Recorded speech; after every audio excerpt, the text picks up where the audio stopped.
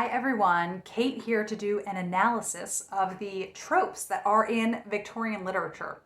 Now, a little bit of the fun for this video has been ruined in that I filmed this video yesterday and then my computer decided it did not like the 7 videos I had filmed, so I'm here refilming it. So it's a little bit more anticlimactic, but I do have a fun video for you today. So I looked up using my Victober bingos that I made a couple years ago and just Googling tropes in Victorian literature.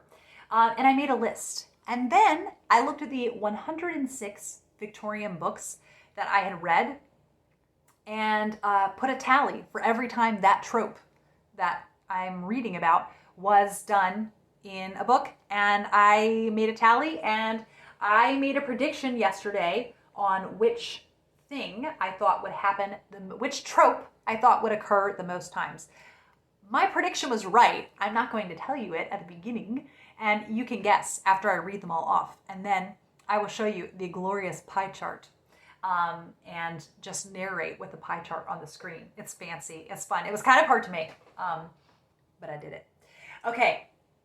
The different tropes. The first one is miscommunication. This happens all the time in Victorian literature, where either something is misinterpreted or because of the social restraints of the era, people can't say everything that they need to say. And so then things get left unanswered, problems are left unfixed, and it is mega stressful, but it's in a lot of Victorian literature. So if that's something you're not comfortable with, you might be reading the wrong type of literature. Okay, the next one is the mysterious house trope. Someone shows up and there are secrets and things happening and you don't know, everything about the house that they're in, and it's atmospheric and gothic. It's a great trope. Okay, the next one is purple prose / descriptions of landscape. So this is just flowery writing describing the beautiful landscape. And Thomas Hardy, he's really known for this. He does it well. The next one is Luke, I am your father. So finding out the parentage of someone that you didn't know that was their parent, / I have linked this with mistaken identity. So thinking someone was someone else or someone being in a disguise to hide themselves to look like someone else. It's a kind of more open trope. The next one is someone is destitute. This does happen in a number of Victorian novels where someone's social class goes from way higher class to lower class through a set of circumstances. I should have done the reverse trope though, where someone gets rich in a book, although I don't know how many books that happens in. The next one is someone is destitute. Oh, I read that one. The next one is a gun is fired. So we'll see how many that is in. That's pretty straightforward. The next trope is contrived coincidence. So a set of circumstances that you're like, that would never happen in real life. Like, did they really just happen to meet their stepsister? Like, they don't know? Or did they happen to meet their half-sister and they didn't know? That kind of a thing. Next is heartbreak. We see this in a lot. That's a straightforward one. Someone's heart is broken. The next trope, spirited young lady. So think Jo March from Little Women, even though Little Women is not Victorian, but think, all right, Marian Halcombe from The Woman in White.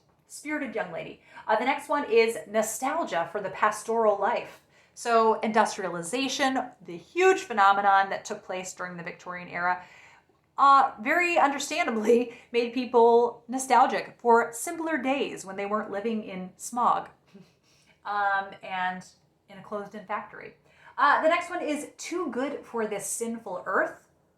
And this is a character who is kind of angelic, and it seems a bit like the author just didn't know what to do with them, so they killed them off.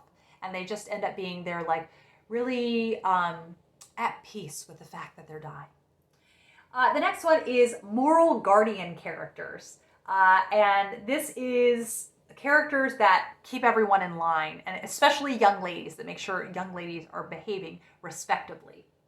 The next trope is 2 lines, no waiting, and this means multiple plot lines happening in a novel. Dickens does this a ton in his books, and I think it's a very fun trope. You get to see all the plot lines interwoven at the end. It makes me think actually of Love Actually, how you get to see how everyone is related by the end of the book. The next one is someone has a secret. This is super common in Victorian literature. Someone is keeping something secret because it will bring shame to them or they don't want to share it. Lots of reasons. Someone has a secret. The next one is Victorian novel disease, aka consumption. This does happen quite a bit. Then the next trope is factory work. And just seeing someone work in a factory. Factories became, so much factory labor was happening in this era. The next trope is the angelic woman / proper lady. So there are a lot of these that are in Victorian literature where they're kind of one-dimensional and they are just proper and just sweet and simpering and not always very interesting to read about. And lastly is Stormy Weather, which may seem a bit ambiguous, but I just counted it if I could remember an instance of stormy weather in the book. I counted it because it was just a memorable enough scene. I thought it was worth counting. So I will include the list of tropes down below, and you take note and predict which one you think is the most common trope. In fact, comment down below now with your prediction. And then after you hear me read them out and you find out the one that is the most frequent, you can comment a reply to the results of the pie chart. All right, have you commented down below with what you think it is? Are you ready for this? Let us reveal the pie chart.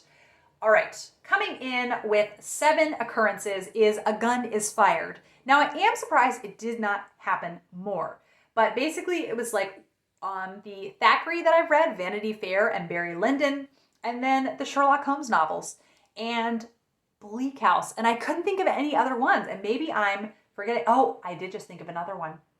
Okay, so maybe more like 8 or 9. But I couldn't remember that many. The next one is factory work. Only 8 instances out of the 106 books, although it wasn't technically 106 because the Maud diary I didn't include, and Elizabeth Gaskell's letters I didn't include. They just didn't seem to make sense to include them. But I was surprised there were not more instances of factory work. Okay, and next is Victorian novel disease. Only 14 occurrences. I feel like it seems like so much more, but apparently not. Maybe I was forgetting some deaths. I don't know. And next is the mysterious house trope. Only 19 of this, but I think it's so memorable in books, for instance, like Jane Eyre and Wuthering Heights, that it just seems like it's in practically every Victorian novel.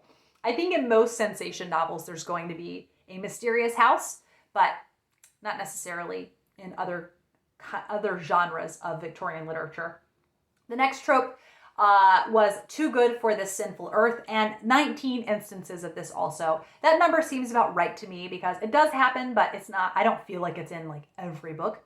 And the next one is moral guardian characters, 24 instances of the moral guardian characters. And then we have Luke, I am your father, mistaken identity. And this is at 26. There are a fair number of instances of this. And I'm a little bit surprised the number wasn't higher, considering I was pulling from about 104 books, that there were only 26 books that had this in them. I didn't do, if there was multiple instances of it in a book, I didn't add another tally. I just did, if it was in a book, I did a tally. Then we are at purple prose and description of landscape. Again, surprised there's only 27 with this, but it is more literary writing like Thomas Hardy or George Eliot or Elizabeth Gaskell that I particularly remembered them being in. Next is nostalgia for the pastoral life. 29 instances of this. It's definitely a theme you see. And I was a little bit surprised though that wasn't more frequent. 2 lines, no waiting. We're getting to like the medium, or the middle of the tropes. And that was 30 instances of 2 lines, no waiting. And it is something that I just love in Victorian literature. It is two stories for the price of 1, or sometimes in Dickens' case, 4 or 5 stories for the price of 1. It's great. Next is scenes of poverty, 31 instances of this. And I did realize that the pastoral novels, you're not going to have as many intense scenes of poverty. And so I think I've read more Victorian novels set in the countryside. That would be interesting to do that research. The next one, Contrived Coincidence. This one can really bother me, depending on who does it. So there were 31 instances. I'd say there is a George Eliot book that has these, but I don't mind from her. There are some Hardy books that have it, and it just seems really over the top in those instances. Then we move on to Stormy Weather. 38 occurrences of memorable stormy weather. I'm sure many more of it actually occurring, but times that I thought it was very memorable. Someone is destitute. 40 occurrences of someone being destitute. And the next trope is angelic woman / proper lady. 41 occurrences of this. And then I was happy to see that the other trope of spirited young lady had 46 occurrences. So I was happy to see that there were more instances I come across a spirited young lady than I had come across the angelic woman. Then I did realize, though, that some fell in neither category. They're kind of the femme fatale. And I wish I had thought of doing that category, but I didn't think of it.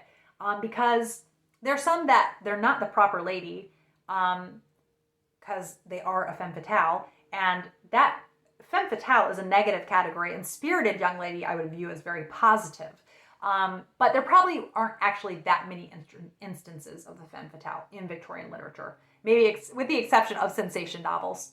Then miscommunication, 55 occurrences of miscommunication. It is closely following the trope of heartbreak with 57 occurrences.